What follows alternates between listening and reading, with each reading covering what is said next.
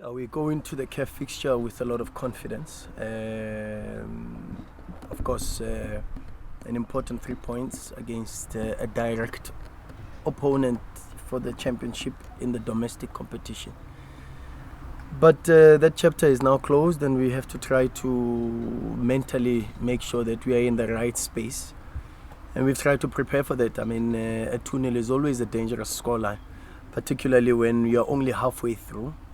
And we take it as 45 minutes, with the next 90 minutes being the second 45 minutes to see us into the group stages. And we've got to make sure that mentally we approach the game with the right sort of mindset and the right character and personality of the team. And that has been the most important focus for us, of course. But again, you've also got to make sure that you're prepared technically, tactically for the game. Complacency is very important. You've got to guard against that. You are not in a favorable situation. Of course, when you're in a favorable situation, you then find a lot more comfort. And because you then find comfort breeds complacency, and you don't want to be in that space where you are complacent and you approach the game with negligence. We've got to be very responsible. We've got to be diligent, because we carry the responsibility of one of the biggest clubs on the African continent, with huge expectations and a vision that goes beyond just any other ordinary club. So for us is to be very responsible and carry that expectation with diligence and with a lot of responsibility, in knowing that we have to serve not just the supporters, but the board also, and the president, and represent Memelodi Sundowns very well.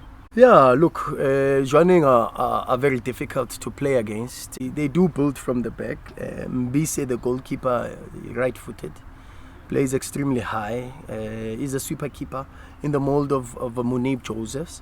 Orientates himself very well in dealing with the depth and the space behind, and initiates the build-ups to the number 5, Tulare, and then they look to play maybe even long balls to Dion, the number 28 up front. Tatanyane is also very, very problematic in the domestic league. He's scored a lot more goals for them and has had huge goal contributions, with even a lot more assists. So we know that we've got to be able to deal with their situations in relation to how they build from the back. And of course, then they put a lot of pressure on us, and at times even Lorenko, that the boy that was at Orlando Pirates in the MDC and Bidvest plays as a 10 for them and joins Dion to initiate the high press. And so we've got to be dealing with a 2-man high press and see how we are able to come out of those situations. But let's see, because those are the challenges and the schemes that they presented to us in the first leg. Do they come aggressive on a high press like they did at home, or do they reinforce the defensive block and sit a little bit deeper to try to catch us on counter-attack? I don't know. We will have to see the first 5-10 minutes. But they don't have that profile. They have a profile of a very offensive team that looks to be on the ball, that looks for the number 3 that was at Highlands Park, Motsewa, to be able to initiate the build-ups and help the team to play from the back. So let's see how it happens. And at the end of the day, we've got to get the 3 points. We've got to deal very well with set pieces. They've got very good physical profile, and the delivery of the set pieces are very good. Sitsele is the number 7 that delivers left and right, predominantly left foot, but can deliver with both feet.